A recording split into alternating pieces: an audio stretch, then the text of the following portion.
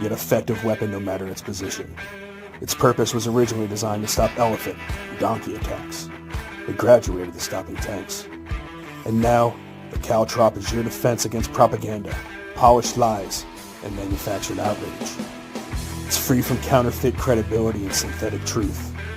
However, inside the walls of the Caltrop, you're going to be forced to think. Ladies and gentlemen, boys and girls, children of all ages, Mike Calderese is the Caltrop.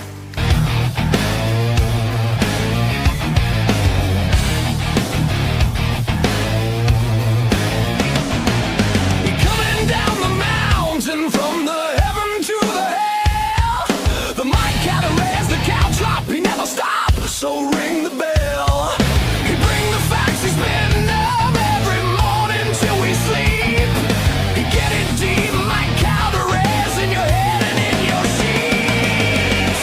And we don't mind, and we don't care, Mike Calderese is the Caltrop. And we don't mind, and we don't care, Mike Calderese is the Caltrop. And we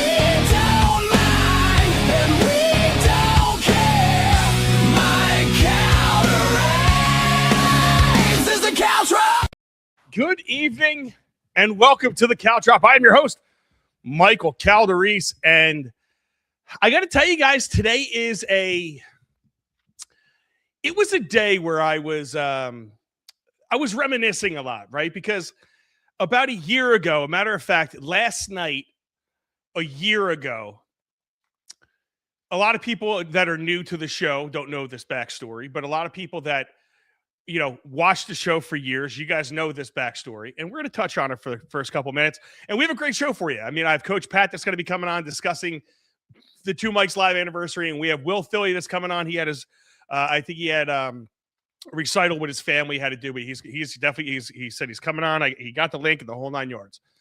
But I look back and a year has gone by that the Caltrop has been going. It's almost the anniversary of the actual official launch of the Caltrop.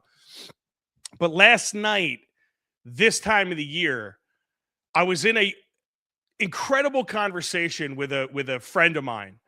And the friendship that we had grew out of arguing online and arguing, back and forth. And we, at this point, we never met each other. It was just arguing on Facebook. And then it became arguing on Messenger. And then it became talking on Messenger. And then it became coaching his kid over video. And then it became, meeting each other and family and the dude's family to me at this point. And he came on and did a great job on the show. And the show ended with my old co-host. And if you notice at the beginning of what the Caltrop actually is, if it talks about counterfeit credibility. And counterfeit credibility, that specific line and those specific lines of manufactured truth and counterfeit credibility, that was the people that I used to do the show with, especially my other co-host, the other Mike that was in the Two Mikes live equation. And there's a difference when you're dealing with real people versus when you're dealing with fake. And the whole idea behind the Caltrop and why I started in the first place really came out of the fakeness that show was, that person was, that group of people were, and the realness of the real people that had my back. And in this situation, you had a guy that I seen 3 days a week, that we were supposed to be friends, we were supposed to be cool, stabbed me in the back hard. And the person that was there for me every single step of the way was the person I started off arguing with. The person that we started off, he's black, I'm white, we had racial differences. The person that we started off, he leaned Democrat, it seemed like, and I was a Republican at the time, leaned right. Let's say he leaned left, I leaned right. It was the least likely of people that should have came together to help each other in a way where he had nothing to gain from helping me.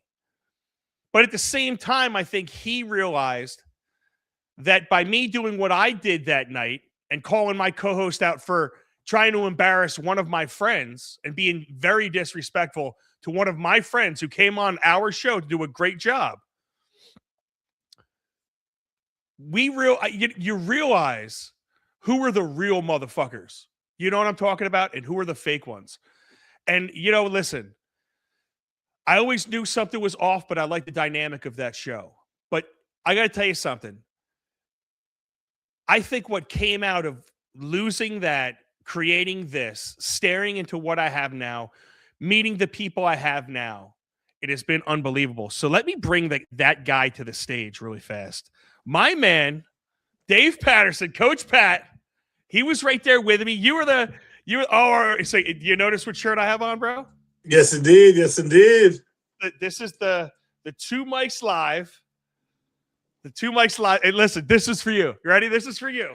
Ready? Hold on. Let's go. There you go, brother. Piece of shit. I'm a real fucking American. There you go. This is not as easy as Hulk Hogan makes it look. Yeah, he had a bunch of. I think he had less quality on the Same higher thread count on the much higher thread count on the t-shirt. And the Caltrop was born. The Caltrop. I gotta send over Jersey A better graphics, but we did these shirts to feel how they were. Dude, let me tell you something. Soft style. It's legit. It's legit. I do like it. But that's the shirt you had made up when this all took place, bro. So do me a favor, man. Year in review. Do me a favor, like kind of relive that really quick with me, and then tell me, like, what do you think? What did you see when that ended? Did you see me here where I'm at with all the things that have happened, or what do you think? Give me your thoughts on the whole situation. Well, again, I think you hit it right on the head when it comes to our differences in policy opinion. However, one thing that we will never disagree on is humanity, right? So there's a certain line that you just can't cross. And I think we found that line pretty quickly, that ultimately, if we're going to argue, debate, whatever you want to call it, whether it's on social media, in person, or whatever it is, that ultimately what makes me and you different, and what makes us such good friends now. And for those of you who don't know, Calories was at my house a couple weeks. Was it a week ago? 2 weeks ago? A couple weeks ago, we were at the baseball game down in Lakewood. That was interesting. Celebrity status and the whole bit. So like we had some good times. But when it came down to it, and this is the part that's different, is that we weren't arguing to destroy each other's comments or thoughts or beliefs or whatever. It was us in a question. No, please explain to me your side. And I really want to understand your side. I don't agree with it, but I'm going to grill you. I'm going to question you, and I'm going to get you to question yourself. And we're going to go on this journey together, because although I don't agree with what you're saying, I want to know why you're saying it, and then we'll find common ground somewhere on the path. And if we have to say some not so nice things in the process, it kind of is what it is. As long as we know that when shit hits the fan, all that other stuff aside, we're going to do what we do, and that's what happened in a court of law a couple times. In a court of law, do you want to? I do have something pulled up if you would like to hear it there, Patterson. How about this? You want to do this? Let's bring up to the stage. Let's add to the stage this is the court hearing. Now, you can't really hear it, so let me see if I could put it a little bit different with us two, a little bit bigger. And that thing here, no? Can we do that? No? Okay. I think before you play, you got to give a little bit of context, right? Okay. For those that don't know. Let's let them know. So this is what happened.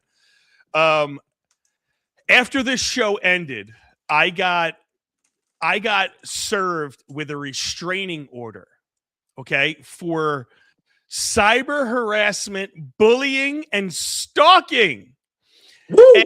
And not only me, this gentleman right over there, okay, he also got it. And then Jersey Abe that's in the chat, he also got it. So I'm sorry to interrupt, but true story. I've been on this earth for 45 years. I have literally punched people in the face. I have dealt with toxic women. I have lived quite a life, and I have never, ever, ever been served an order of protection. I feel like 50, I feel like 50 Cent right now. The And first when the police officer knocked on my door and served me those papers, I was like, what? Like, this is how it goes down?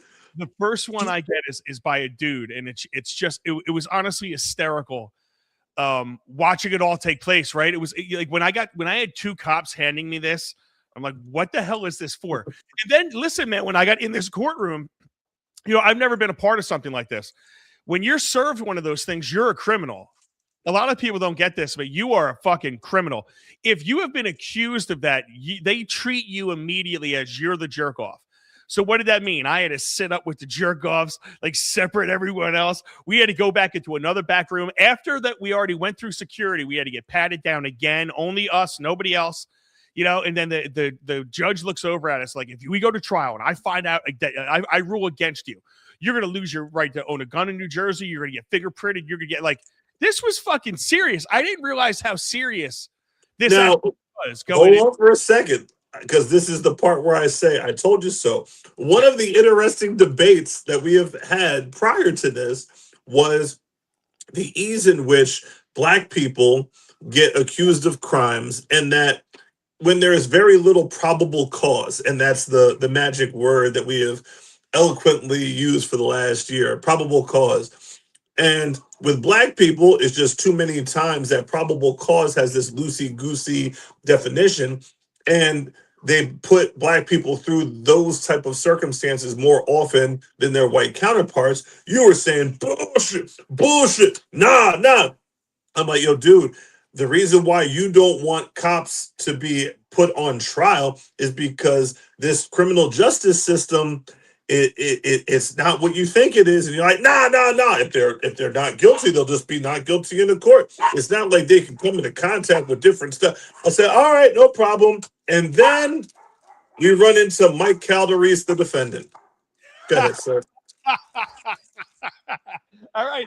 And listen, you know me, bro. I will tell you when I may have been wrong in my life, and I will admit this. I may have been wrong about that situation, because I got to tell you something. I felt black when I was sitting up there, and just when the guy found probable cause the second time. So this, you guys don't realize something. So this was what I'm going to play you is the ending of my hearing.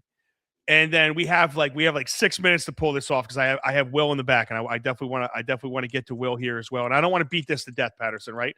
But this is the end of this hearing, and nobody's ever. I wanted to play this on the 1 year anniversary. Nobody has ever heard this before. Okay, Ooh. so let's you have not even heard this before, correct? I have not. Okay, so let's see. I think it's still up, and let's see if we can play it. So that's what she had indicated. The defendant indicated that. That he was legitimately angered when the plaintiff came on and started disparaging his guest on the show, that he thought he was running it, and that he popped in uninvited and started creating havoc. And then after their dispute, that the plaintiff cut him off of all the platforms, which made him unable to do his other shows that they do, that apparently is about a local government. And that he absolutely has indicated that he was going to take him to court. He filed a police report for the equipment he felt was missing and for the tape, and that whatever else, money, whatever other problems he had, that he was going to take the plaintiff to court. So now she's talking about me right there, Patterson, and everybody. So she's talking about me, how all I was saying was, give me my stuff back so we don't have to go through the lawyers. We don't have to go through bullshit. Just let's end this amicably and move on. And that's not harassment. That's not even a threat when you're threatening to take legal action, unless it's something completely frivolous. Again, I looked through all the as I said, all of the exhibits. I mean, I wrote, next to some of them, like, really, there's nothing in it that's, at all offensive. I wrote nothing next to quite a few of them. Again, because mostly other people commented and maybe said some things, not necessarily disparaging, but that were not nice. But it wasn't the defendant that did that. You're not nice. You're not nice. I'm not nice. I'm not nice. So but not nice is not illegal. She goes on to say, nothing, and case dismissed. And then we went on to go to court another, 4 times from there, bro? Yeah. I talked to Mark. I'm like, get away from this fucking guy, bro. Are you kidding me? I think the important lesson to learn is this, that when you take advantage of and we saw him take advantage of our court system, not once, but twice. When it comes down to it, when you do the whole, you know the key words, you know those dog whistles that when they get into the hands of people in government, especially with the buzzwords of bullying, and we're worried about people committing suicide and this and that. If you put those magic words on a police report, even though you're perjuring yourself, basically, because you know the context of it. So, for example, of course, what really inspired me was the fact that Mike took a stand against this dude that they align politically, but humanity wise, Calories took my back and not his. So in return, one of the things that was said on the indictment was Patterson said that, hey, look, my wife's a lawyer. I have a legal background. As you found out later on, I'm a little bit of a mother, you know what, in the courtroom, and you saw it live.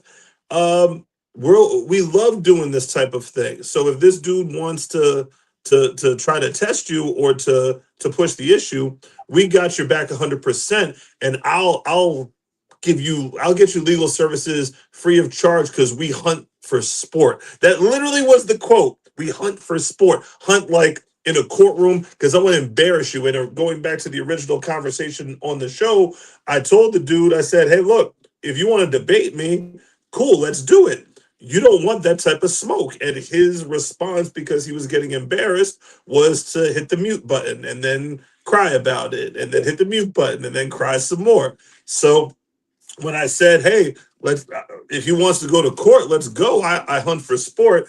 He basically said that was like a threat, like I was going to hunt him down, like with a rifle type of threat, like I'm a hunter in the middle of the woods. You helped me hunt right from there, bro, because this guy helped me phone call after breaking down video, after searching for video. I had more stuff to go into court with than I ever thought of. That was all thanks to that guy. It was unbelievable. Do me a favor. I'm going to do something really quick, ready? Because we have to include him, and I didn't set up the phone yet. So let's just include him really fast. So we got to get to Will. Yo, can you hear us? I have you over the phone right now. Real quick, Abe. What do you think? You were in the probable cause gang. What do you think a year later, buddy?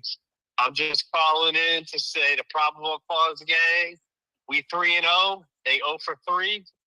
I love that you brought this up today. And I miss you guys. Yeah, hell yeah. I love it, bro. Love you, kid. Talk to you later. I fucking love it. But yeah, dude, you know what? I think it goes to show everybody, and I'm going to tell you something. If that never happened, I wouldn't have Will sitting in the background right now. I wouldn't have had a lot of the things that happened to me, I don't think. The year that I've had after that, I think that the lesson is this, that I took out of all of this. I learned a lot throughout that show, so I gained a lot. I learned how to produce a show. I learned how to put it together. I learned how to do video. I learned cameras. I learned a lot through the year and a half that show was going on, and it helped me seamlessly turn into this. And the second thing is, it's like, you do have to challenge yourself, and you do have to, trust people that may not look like you, act like you, or be like you in a lot of ways, and that you may disagree with in a lot of ways. But I got to tell you something, when stuff like this happens, you see people like me and you, Pat, and we become family at the end of the day because of some shit like this. And, it really did challenge my thinking of saying to you, like, wow, the judicial system can be really easily manipulated by someone that does know how to manipulate it. And there's a lot of people out there that do it, bro. And I didn't think it was as disgusting as it was. And it really was. And I was 100% wrong with that. But dude, final thoughts of this past year. Yeah, I mean, who would have thought that, especially the way that, let's say 2 or 3 years ago, Jersey Abe and me and your ex co-host was partly into, he loved to mix it up and turn Jersey Abe against me and me against Jersey Abe to get us to be ignorant towards one another. Who knew literally Abe would be telling me you could represent me in court and speak on my behalf? Like, I don't know the FanDuel line in that, but it definitely would have hit big time if you had predicted that one, which nobody would have. But you predicted you two would team up and see eye to eye and appreciate each other for something. Dude, listen, man, all I know is I got to get you on more. Dude, that's the truth. You know what I'm saying? You got to come on more. This year has gone by very, very fast, especially with the baby. But I really hope we see more Patterson in this year coming up, bro. And I appreciate you. Always know that. I appreciate you. Thank you for popping on. yes, sir. All right. Later, my man. Later. All right, everybody. That was Dave Patterson. Let's get to our main guest today. You ready? This guy, he first came across my feed by dancing in his Congress and in his council. And the most amusing part to me was watching the council react to him. These people don't realize, I don't think, that their reaction is funnier than than what you're actually doing. If they didn't react the way they did, I don't know if it would have got as much traction. But it's just funny watching these guys do it. And you look through his stuff and you see that it almost like he started off trying to talk to these people and then said, "Fuck it, I can't talk to him anymore. I'm just going to go to town on him and make a fool out of him." And we have people that are calling out the clown government by acting like, by showing them how much of a clown that they actually are. And this is Will Thilly. He is a council candidate in Cranford, New Jersey. Will, how are you, bro? Great. How you doing? Excellent summary. Is that a good summary? So Yeah. you tell me, bro, because let me play something for everybody, just so they can see, who you are, what you're doing, what you're about. This is where I think that, and you tell me, I don't know, but watching your stuff and following you for what I'm following you, it seemed like you used to go to the council meetings and just talk like this. And when they couldn't answer you, it was very interesting. This is 50 seconds of this. Except a $90 million in revenue. But for Harts Mountain to reduce the units from 905 to 250, that means they'd take a loss in revenue of $850 million. So my question is, why would Harts Mountain accept a $90 million tax exemption if it costs them $850 million in revenue? That's not a trade anyone would make. So if you could answer that for the public, that would be, I think, helpful, if there's a reason.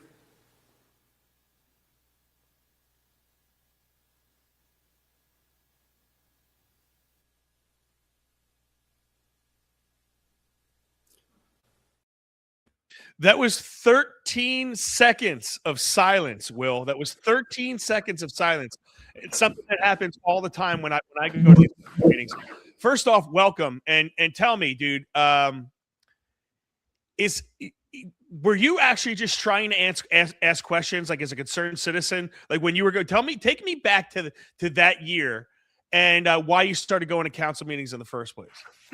I first began, let's see, some of the people in town had approached us about helping out with this and that campaign, and I began to watch the town meeting. And what first struck me was how I felt very arrogant the town attorney was to people coming up with no aggression, just asking totally reasonable, nice questions, and the arrogance of the attorney and the committee and the way they're talking down to people. And I knew most people would not want to go speak in that situation. And so that got me kind of getting into it a little bit. And then the big thing was when I found out that the big new development they're building in our neighborhood was getting 30 years tax-free. and for no reason. And they, instead of calling it, this is the pilots that they have that they give to developers, which mean the public gets about 15 to 18% of the taxes they would normally get, and end up paying 100+ million out of their pockets to help the developer. So it's interesting. I could go 900 different places there, but let's talk about the arrogance here, man, because I see that where I come from. Explain to everybody what some of the things that you would witness would be.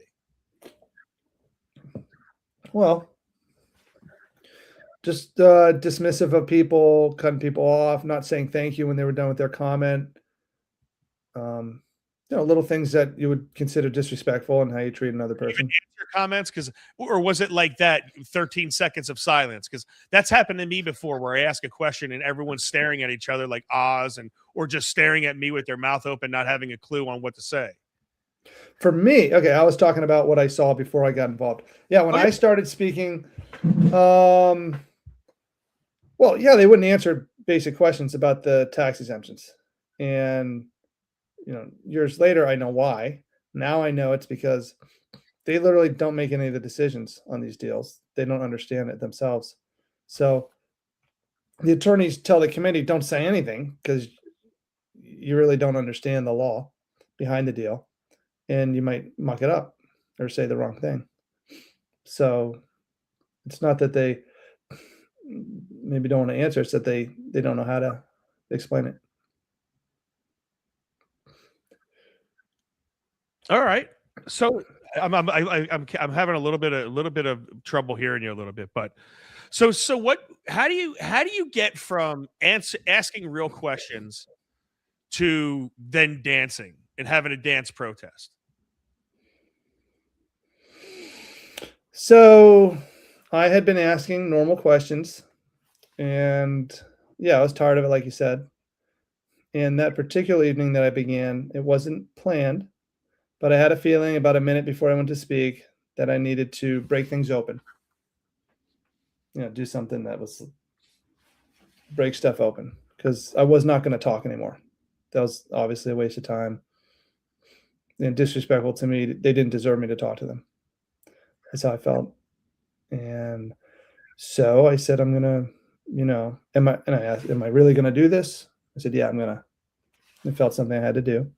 So that's when I started doing my wave and my moonwalk and dancing in that first. I think I have that.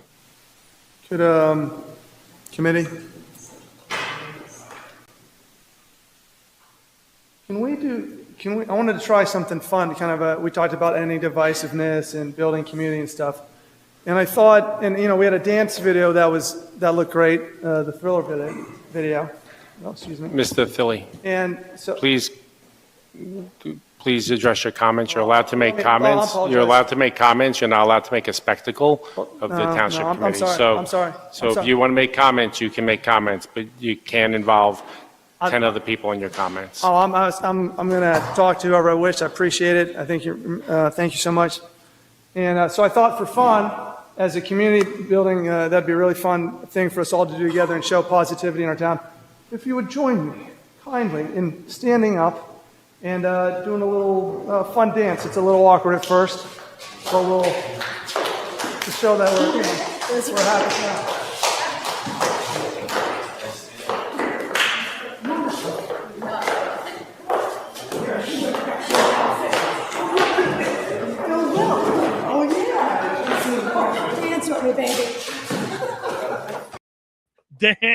Dance with me, baby. So was that the first one, right? That was dance break number one. It was dance party number one, but the video that went extremely viral was the meeting before that. That was a follow up where I did a breakdancing thing, and they filmed the first one. And this is the second meeting, and they, a lawyer wrote a letter to them because they intentionally did not show us. If you'll notice in that video, for example, they're showing the committee in the video, and they normally always show the angle showing the speaker, and they cut away on purpose because they didn't want anything else to go viral after the first episode. So they did that intentionally. So they do it. They do it intentionally. They don't even. They Oh, don't yeah, sh- everything. even shoot anymore. So is You that wouldn't is that believe it. is that why you video yourself for this? Mr. Thilly, a personal sound system is not permitted. It's not good. No, the sound system is not permitted. Please turn it off. In the back. Mr. Thilly, the sound system is not permitted. Please turn it off. That's a third warning.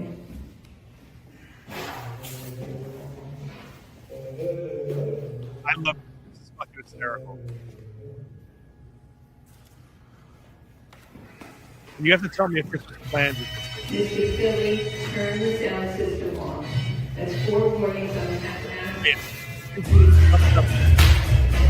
May I have a motion to recess?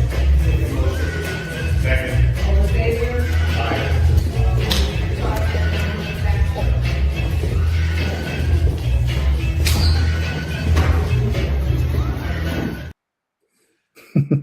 No, if you get in, what do you try to accomplish? So you're running for Cranford, right? Why are you running? How do you go from like? And you have to tell me this, man. How do you go from that to fuck it? I'm running for Cranford. I'm running for council. Well, someone asked me to do it last minute and to run in the Democratic primary this year. I'd always been, for principal reasons, I ran a few times as an independent. Okay. Because I really wanted to bring everyone together and make the meetings fun, among other things in town.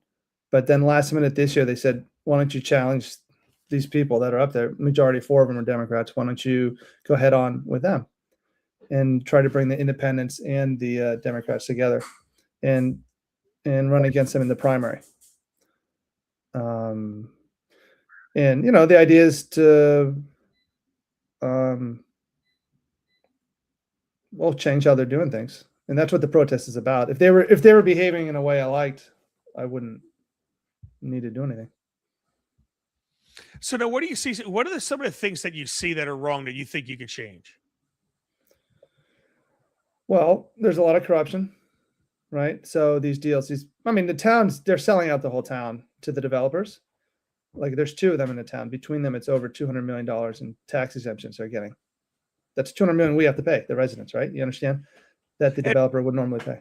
You have building after building after building after building, and we have taxes going up nonstop. And it seems like we have to suffer through all the ramifications of all this building, and it doesn't seem like we ever get any of the benefits to it. No, the town's making a ton of money. We're just not getting it. It's getting shuttled back to the political connections that give them these deals in the first place. You got to remember, there's 2,700 of these pilot 30-year exemption deals in Jersey right now. It's over $100 billion in taxes taken out of the residents of New Jersey. And it gets in the, if a developer gets $100 million off their taxes, they don't pocket that. The deal is they then turn around and give that to the political parties. And they definitely do. And you see it, and all those people are running. That's why it's actually official. Do I have that? I don't know if I put it in here, but it's official on my ballot. My ballot went through today, so I'm running for the Republican County Committee seat. Mostly because I want to get in there and just fuck with the party. It's like a similar situation that's going on, right? The people that the guy that runs the party, he kind of controls all the jobs. Then you have the people behind that, the commissioners. They own an engineering firm, and they want all this building while claiming they don't want overdevelopment. It's it's so shady and ridiculous on how it takes place. So I'm glad you're involved, bro. What do you like? What's your platform? Are you a Democrat? Are you an independent? You're a Republican? Like how do you classify yourself? Independent. I mean, I really agree. I think I love a lot of Republicans, big time, and I like the ideas Democrats say, on their platforms. I agree with a lot of it. Most people would, but they don't actually do it. Right? They just say it to get the vote. They don't actually follow through and do it. So I believe, God makes liberal, conservative people to come up with good ideas on both ends. And so if one side had all their ideas pushed through, society wouldn't be good after a while. You'd get tired of that. So they both bring good ideas. It's that they both want to only have their own ideas. And I think the best for everyone is if you can have both. All the ideas are good from both sides, plus independent in the middle. And so Yeah, that's to me, the problem. the problem is Good. polar opposite politics at this point, right? So you have a group of people that they can't agree on very, very basic principle, like basic things.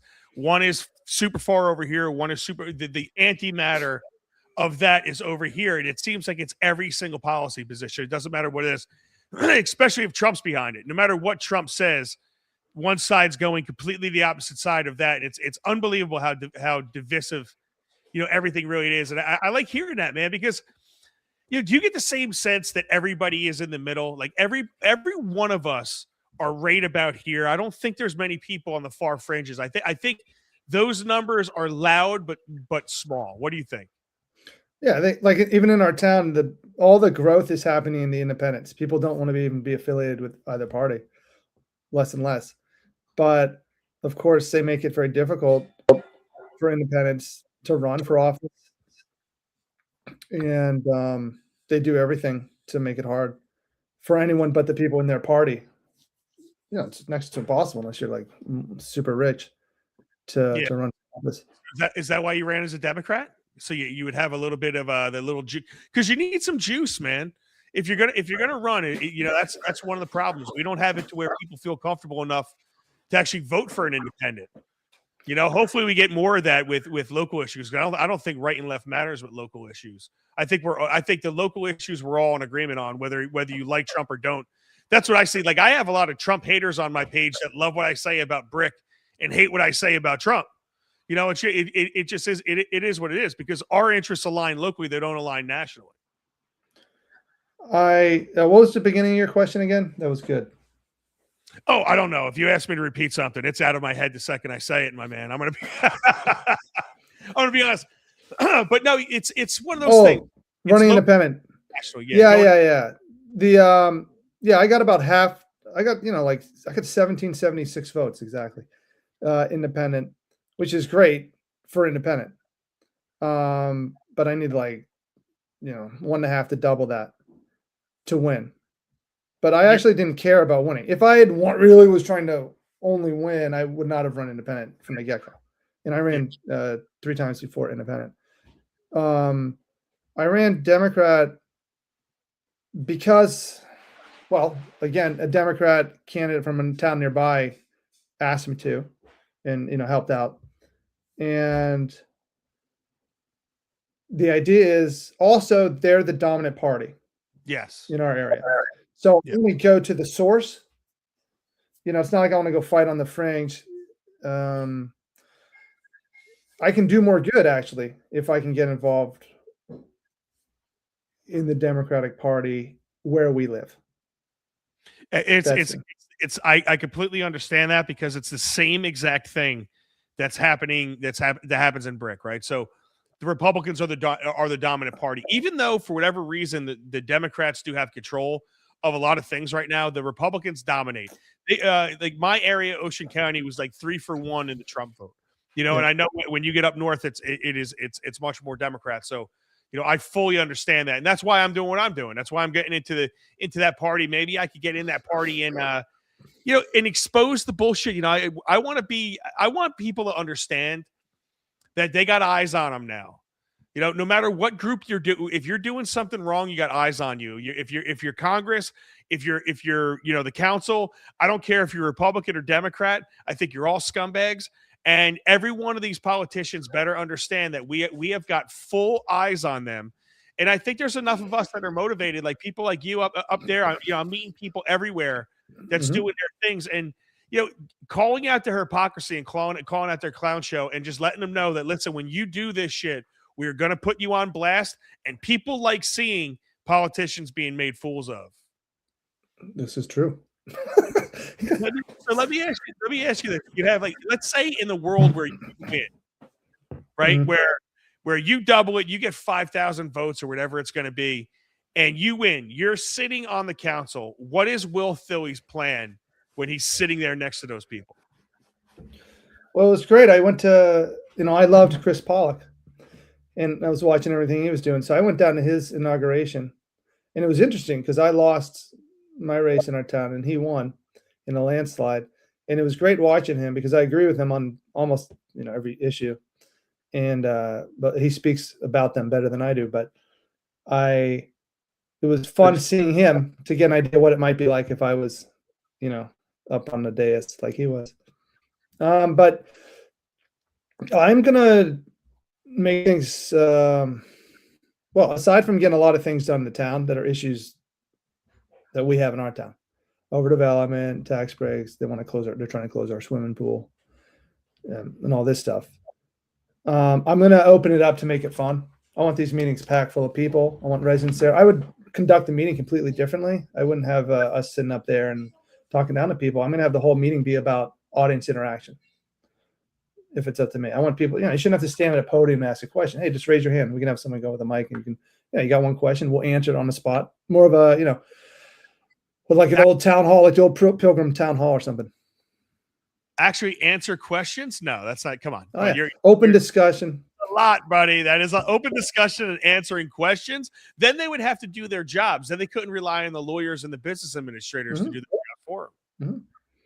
Yeah, I want decisions to be as much made by the community as possible and fun. I want the meetings to be, I want people to come. And go ahead. Nice. Yeah. So listen, man, any policy positions? Like, is there any, tell me the 3 most pressing issues that you see in Cranford right now? Like, what are the well, here's my flyer, and the issues we put here, and there's a ton, but lower taxes. They've misled and deceived the public to raise our taxes. A lot of it has to do with they issue bonds all the time, and what that allows is when a bond comes due, you're allowed to raise taxes to pay it off, well above the 3% normal cap you'd have. So it's a tricky way to raise your taxes, and we want to cancel the 30-year tax exemptions to the developers. That'll save us over $200 million. That's why our taxes are going up almost exclusively. Want to make our high schools. Yep. Good.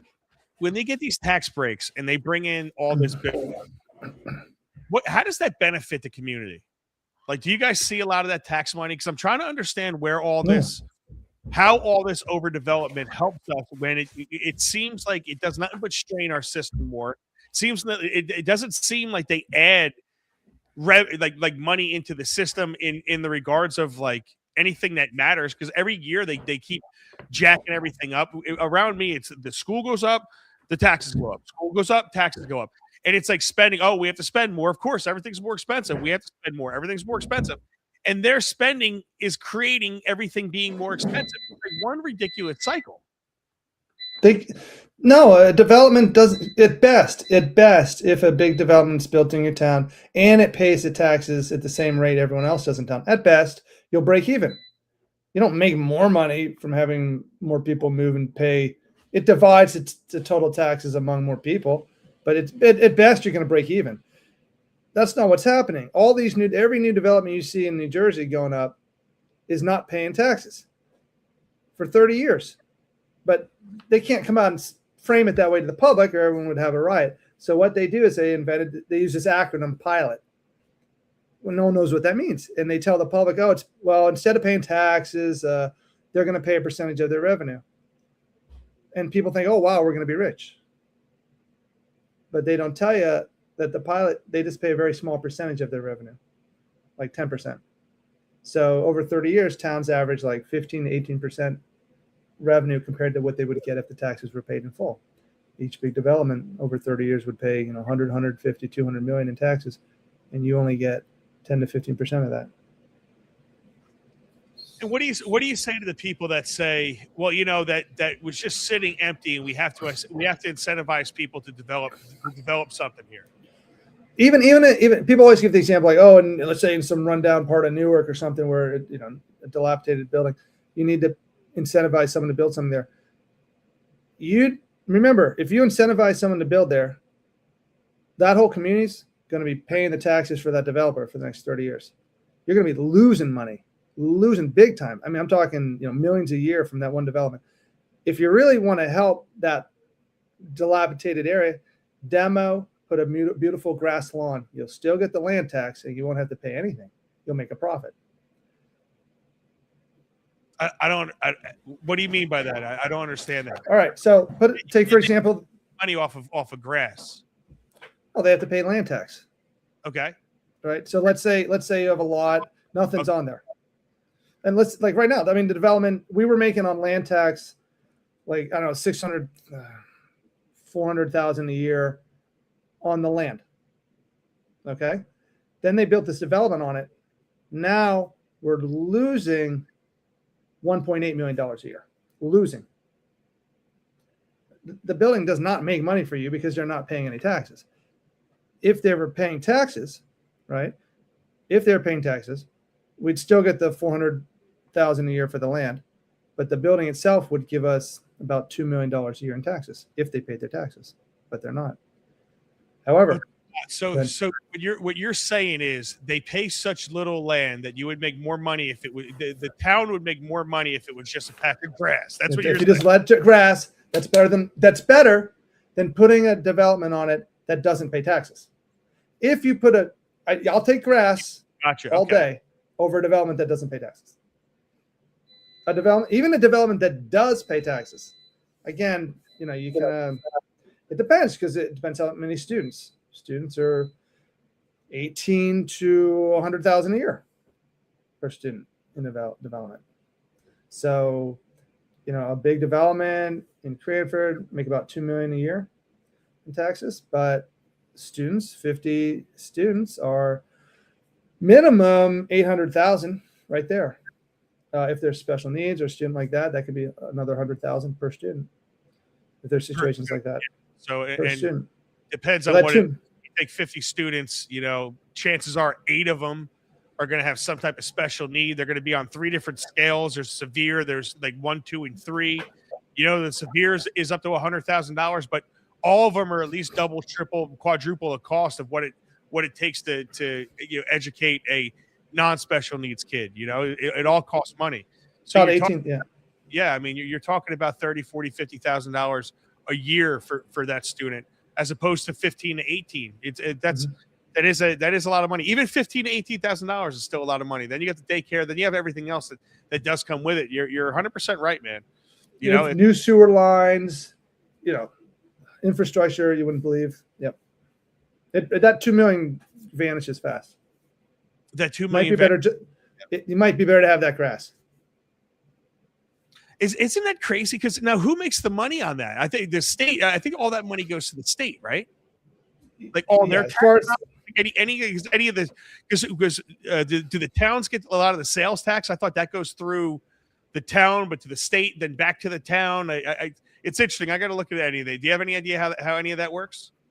No, we're referring to what the money the developer pays a little bit. Any like them actually doing business, selling goods, you know, all the other stuff. You know, where do all those taxes go? Like, well, are you talking about like the development, like a big new apartment building, or let's say they build those apartment buildings like the radials, where you have the apartments on top and the businesses on the bottom, where you have the on there and blah, blah, blah. So you build a whole shitload of them. Yeah. And you actually have, you know, sales and sales tax and that type of tax being generated as well. Like, where does that go? Okay, so yeah, the big one we're fighting that big development in court, by the way, in the town in court over that 30-year exemption. However, that one doesn't have businesses on the bottom. It's like out in the woods somewhere. But for the ones, there's some in town that have business on the bottom. Yeah, I mean, those businesses I'm pretty sure be taxed like any other business in town. Yeah. So that would be commercial revenue, whatever. What I'm trying to do is I'm trying to really like weigh out in my head with you, like where the benefit is to all this building. Because again, I don't see it. You know, I look around, I try to understand it. I see a lot of these things going up. I see these storage units popping up everywhere, and it's like, why do the people of Brick need so many damn storage units? I don't know, but it doesn't seem like they're contributing to my overall taxes. No. Something. No. You know, we lost a farm, a Berry Fresh Farms, where you could get, you know, your Halloween stuff and fresh fruits and vegetables and all this stuff. And we put up a storage unit. And our taxes do nothing but go up. It doesn't seem like they help out the town in a financial way at all. None of the building, none of the extra buildings that they put up. That's why your taxes are going up. Your taxes are going up because of them. They're not helping. They're literally ripping you off. Like, do you understand? I mean, if you had 250 people move into your neighborhood and the town says, hey, you all don't need to pay taxes, the rest of you are going to pay their taxes for them, right? And the reason it happened so was the big question we had, right? Because we knew the same thing was going on over in New Jersey. It's not just Cranford, right? And it's because,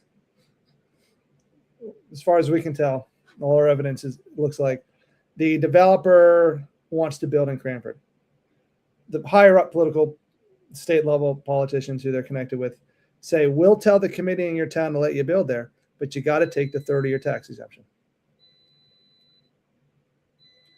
And the developer knows the deal. They say, yeah, we'll take it. We'll apply for that. Now, when they get $100 million off their taxes, again, they turn around and give $100 million to the political party. And this is why they want to build these everywhere. And as an example of this, that's the you'll know, bro. That's what they do. It's out of our pocket. The developer's really the middleman. And they try to throw them under the bus. It's the developer's not even the bad guy exactly. It's the political parties. You can't. It's like you can't hate the player, you hate the game. You know, the game is that they do all these type of political favors, and they all get money into the form of PACs. You know, and you have all these people that could spend a ridiculous amount of money, and somehow that's ruled free speech. I don't see how the fuck that's free speech, but they did rule that in the Supreme Court, right? But somehow it's that constant circle jerk. And the people that are involved in it, playing it and knowing how to buy these people off for their own personal benefit, do I love what they're doing? No. But am I going to hate on them for doing it? No. You're looking in your best interest, and that's just the bottom line. Cool, whatever. I think it's disgusting, but whatever. Congratulations to you. I do have a problem more with the people that are allowing it to happen, and that's us, dude, right? So it's like, is that who do you think the biggest problem is? I guess I'm asking, because one of the things you do is you reach a lot of people. Our messages are very similar, and the amount of people that are responding are really, really, really listening. But like, where do you see yourself going with this? There's two possibilities. To fix, if you think your government's being abusive or other people are being abusive to the society, two things. Either you can have like really wonderful people get elected, right? Assuming these elections are even real, I hope so. That's the problem. Because you have both of the powerful people and the middlemen that you're talking about and the players that we're talking about. They buy off both sides of the politicians, right? So are you bought off by them? I'm not, but I'm saying is assuming you trust that the voting is real. Okay. And I mean, if you do all this work to try to get elected only to find out the ballots are rigged or something, right? So assuming we trust the votes, then you can either have like someone like me or nice people get elected who'll do what residents want. But ultimately, like you said, the residents need to not accept abuse. If you let people run over you and abuse you, just like if you're in a bad relationship, if you stay with that person, I can only do so much. Let's say there's a girl who's in an abusive relationship. You do all this work to help her. Hey, we'll help you get away from it. You do all this. And then at the end, she's like, no, I'm going to stay. I can't help you at that point. Maybe that person needs to get ripped off more, But when society, when a critical mass of residents are like, we've had enough, it's easy. We just say, if you had 1,000 people in every town say, we're not going to pay taxes. No, you're stealing from us. We're not going to pay. Good luck. You're not going to be able to enforce that. You don't even need the whole town. You need, there's a certain number of people who are willing to. I completely agree with you. And you need solve it overnight. I'm like, you ever have a sneeze like come on you and then just stop? That's right? horrible.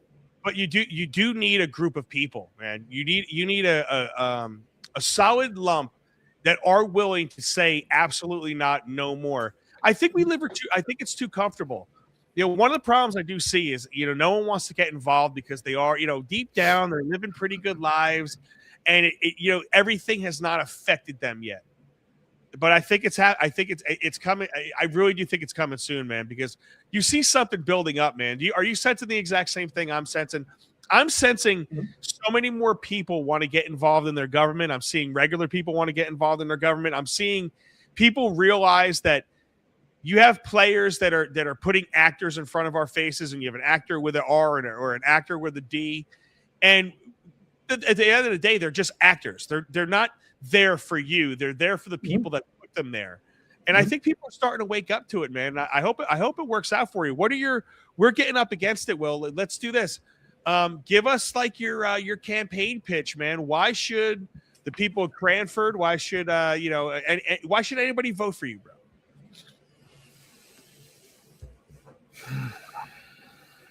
Tough question. Different reasons for different people, but I would say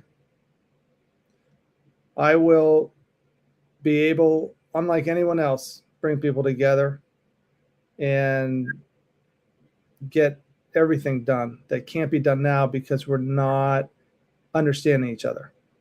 And you need a translator, someone who can relate to all sides. And it's not that I need to do everything. My skill is making everyone else do their jobs better and understand each other so that everything's efficient. Right now, everyone's so stressed and full of emotion, they're not able to work together as a team. So I'm like a coach. I can bring the team together and make us work as a unit. And that requires, a type of personality who knows how to talk to everybody and listen, and care about everybody. So I can do that, not just for our town, but our whole region, state, whatever. Dude, hell yeah, man. I like it. And I like that you thought about the question too, because it's, I want someone that if I'm voting for somebody, I want somebody to be well thought out in their responses.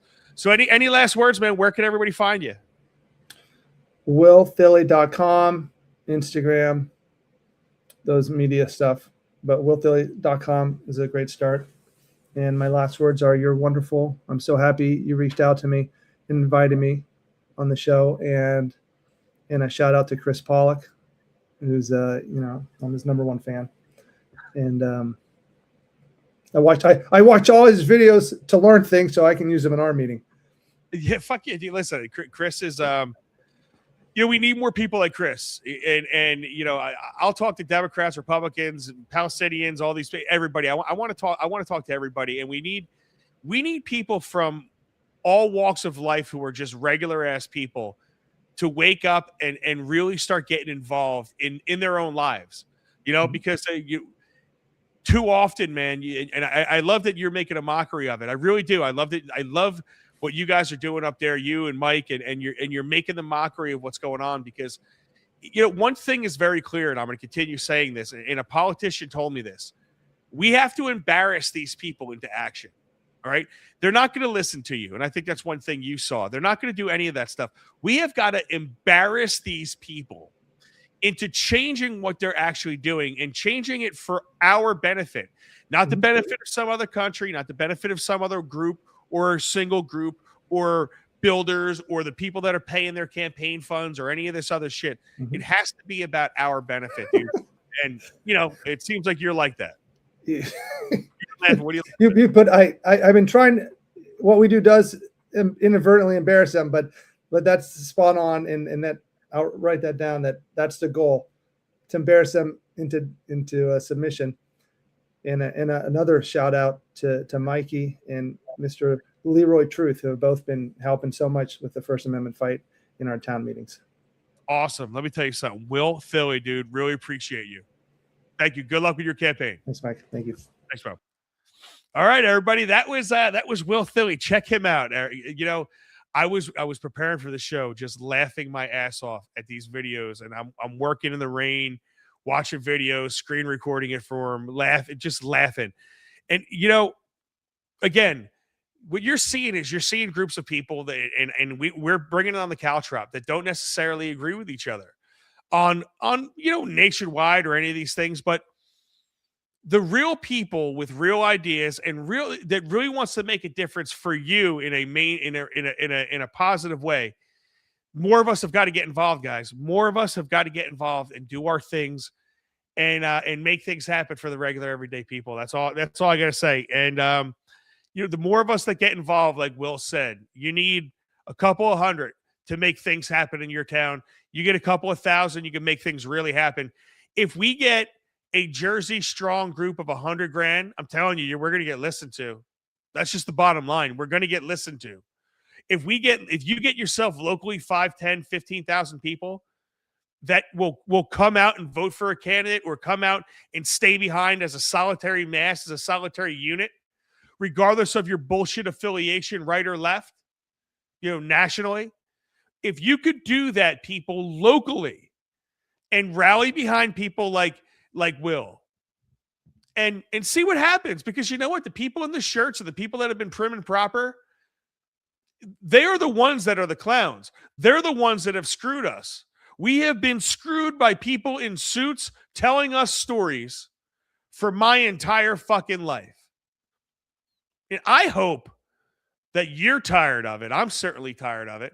And I love highlighting people that are tired of it. So, I'm going to look more into Will, and I hope he wins and shakes things up, because I'm going to tell you something. The council meetings are going to be interesting with him there.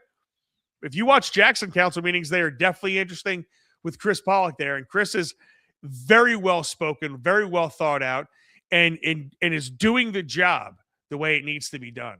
So listen, everybody, really appreciate you guys. Make sure that you are a Caltrop. I want to let you know I am not going to be on Friday night. We will be going to my son's college graduation. Can you believe it? I have a kid graduating college. I have a kid graduating high school, and I have a kid graduating hopefully soon from diapers. Yep. That's what we got. And we have the death official, not the official, but the death of the old show, the rebirth of a new one. This year has been awesome. The 1-year anniversary show is obviously coming up soon. I got to actually see a date about that. I got to start planning that. I didn't realize this year went this fast, but it's been a great year. And I look forward to another awesome year doing this. I'm not fucking going anywhere. Be a Caltrop over the week. Be a Caltrop this weekend. Do not let your mind be taken by fake pieces of shit, whether it's in the media, whether it's in politics, or whether it be anybody else in your life. Try to flush out the fake. Try to surround yourself with real. Try to surround yourself with truth. And try to surround yourself with positivity, guys. Let's be happy, while we're here. Let's be positive, and let's be hopeful that we can make change if we just put our minds together and do it. Let's all be Caltrops, guys. This Caltrop is here for you, and this Caltrop is out. I will see you Monday with a whole new week and a whole new plate of guests and plate of shows. So thank you very much. This Caltrop is out. Later.